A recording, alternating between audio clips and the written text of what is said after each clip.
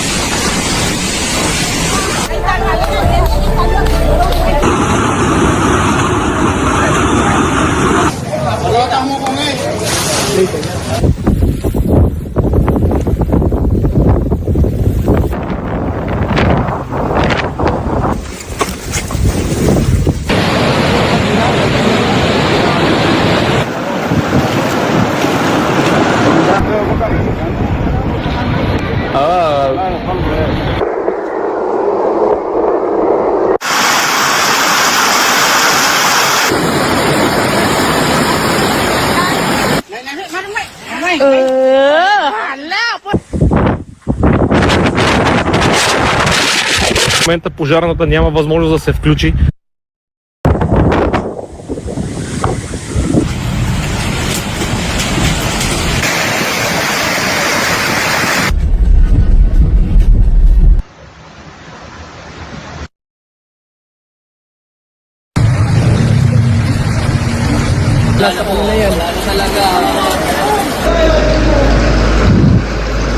Tonight, victims trapped for hours as rescuers scramble to find survivors under the rubble of a powerful earthquake that struck Afghanistan early this morning. The 6.0 magnitude quake hit in the mountains near the Pakistani border, striking in the middle of the night as people slept. It was midnight when the quake started, breaking our house. God have mercy, we managed to escape outside, this man says, who says several family members were killed. Many people in this remote region live in desperate poverty, making less than $1 a day. Tonight, first responders struggling to reach the area. Roads blocked from widespread disruption, collapsing already fragile homes. People dependent on the Taliban government for help. Seen here evacuating the wounded, including young children, on helicopters. Many were not reached in time. Everything here has been destroyed. I want the government to come and help us, this man says. Afghan officials say at least 800 people have died and expect that number to rise, while aftershocks were reported as far away as India. And tonight, the Taliban Health Ministry has asked for the international community's assistance in the quake's aftermath as the death toll there keeps rising. Hallie? Keir Simmons, thank you. All praise to Yahawah. Shalom, shalom, Israel. First and foremost, I want to give all honor, glory, and praises unto Yahawah Hashem, Yahawashi Hashem, Wakwadash. Double honors to the elders and apostles of Great Millstone, and shalom to the mighty Akim Wakwathim who are diligently waiting to be delivered from this final captivity. This is Brother Kawakub coming at you with another lesson. Today's lesson, I want to go into all of these different things where first you heard this video. I think I don't remember if I played this before. Life or death. Fuck yeah. I don't remember if I played this video before, but I wanted to share this because this is a part of it where I kind of feel like I did play this before, but it reminded me of another video, not a video, Slakia, another dream that another brother had where he basically had a similar dream, but it was better in the sense of what happened in it was I was in it, number one, because it was an actual brother that I knew. He said me and him and someone else were all in prison, okay? And while we were in prison, like it was because it was like something like not post-apocalyptic, like something where, you know, like because I don't remember exactly what he said, but I think it was because of the MOTB or something like that. Basically what happened was we were in there, and I think me and that brother who had the dream and that third person, we were the only ones that knew of the truth and stuff like that, for the most part. And then everyone in there in the cell, in the prison cell, they were, what's the word? They were scared. They were like things. There was men there's grown men being scared, like trembling and stuff like that. There was women and children all again scared and stuff like that, not knowing like what to do. And then the brother had said he saw me just climb up on something and then just like get a key or get us out here, like basically open the jail cells, the prison cells, so that we were able to get out.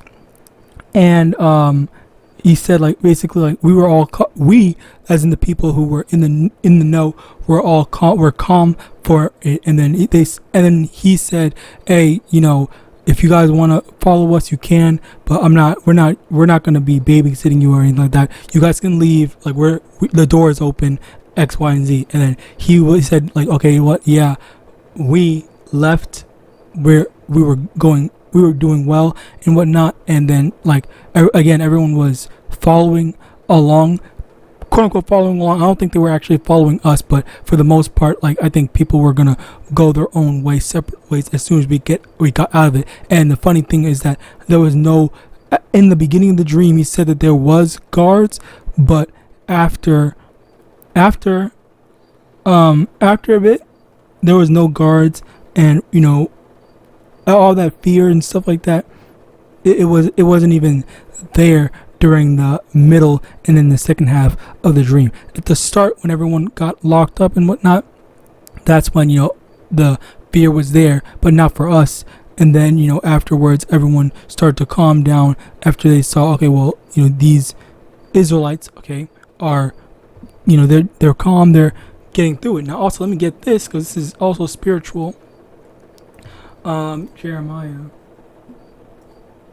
chapter 10 verse 2, thus saith the Lord, learn not the way of the heathen, and be not dismayed at the signs of heaven, for the heathen are dismayed at them. So yeah, basically, you know, we're not supposed to be, you know, scared that, oh yeah, something's happening, oh yeah, this is happening, oh yeah, X, Y, and Z. We're supposed to be calm, we're supposed to be, you know, collected, that we don't have to worry about any of that type of stuff. But for on the flip side, you have these heathens. The heathens are dismayed. The heathens are worried about, okay, well, there's gonna be a famine, there's gonna be a draft, prison sentence, all these different types of stuff. Okay, and then on top of that, you saw this. Where is it? I think this is a duplicate. I don't think this is it. Yes, it is a duplicate.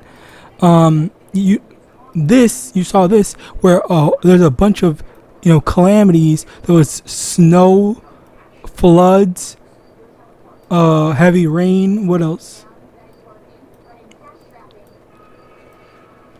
Earthquakes. All right, that was what I was looking for. Earthquakes. So yeah, like all these different stuff that's going on. The Lord is taking these people's lives. All right. So yeah, like this is the thing that we're at right now, where things are not sweet. All right, things are not going well, but even though things are not going well, we still have faith that the Lord's going to protect us. Okay, as a matter of fact, let's get that to prove it.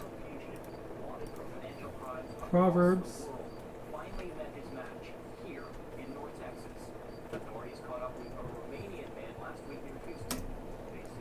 Proverbs chapter 12 verse 21. There shall no evil happen to the just, but the wicked shall be filled with mischief. And Slocky, that I just want to point out. Side note, you know, that's what happens when you study, because I was about to search it up by word, but then I thought, okay, you know what, I've been studying this, so you know what, let me try to see if I can get it right. And then lo and behold, I got it right. So call LAWAYA and yeah, continuing back on. You know, you don't have to worry if you are diligently trying your best to follow after Yahawadah and His word. Then why would the Lord allow something bad to fall upon you? Okay, so clearly you don't have to worry about any of that judgment, because the Lord's not going to send evil to you if you are doing your best to repent and be sincere.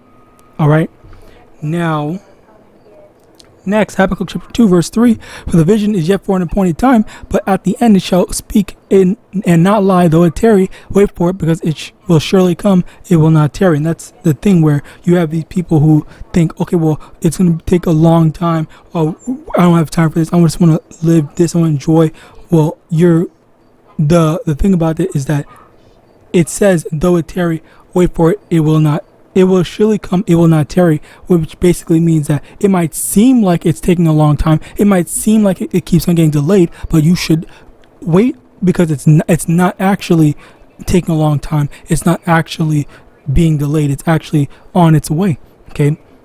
Now, Matthew 24 verse 6.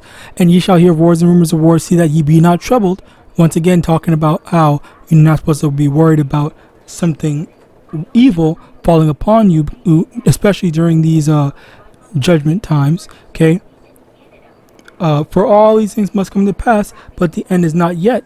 For nation shall rise against nation, and kingdom against kingdom, and there shall be famines and pestilences and earthquakes in diverse places. All these are the beginning of sorrows. So yeah, this is the beginning of sorrows. Where the beginning of the sorrows of this world, Esau's society, Esau's world, where we are not the ones that are going to be that it's intended for. All right. As a matter of fact, let's get that as well. In Isaiah chapter 65, verse 13. Therefore thus saith the Lord Yahawah, behold, my servant shall eat, but ye shall be hungry. Behold, my servant shall drink, but ye shall be thirsty. Behold, my servant shall rejoice, but ye shall be ashamed. Okay, so the Lord says that we are going to eat. We're going to be drinking. We're going to be rejoicing, while our enemies are going to be hungry, thirsty, and ashamed. Okay, so this is where we try to stay loyal, stay true to YAHAWAH and His words. Okay. Now, Revelation chapter 13, verse. I don't think we need that. You guys already know. You should already know. Second Ezra chapter 9, verse 1. He answered me then and said, measure thou the time diligently in itself, and when thou seest part of the times past, which I have told thee before, then shalt thou understand that is the very same time wherein the highest will begin to visit the world which He made. Okay, so yeah, this is what we're waiting for. We're waiting for the Lord to visit this world that He made, and by visit, basically it means, judge, which also translates into, like send plagues and pestilences.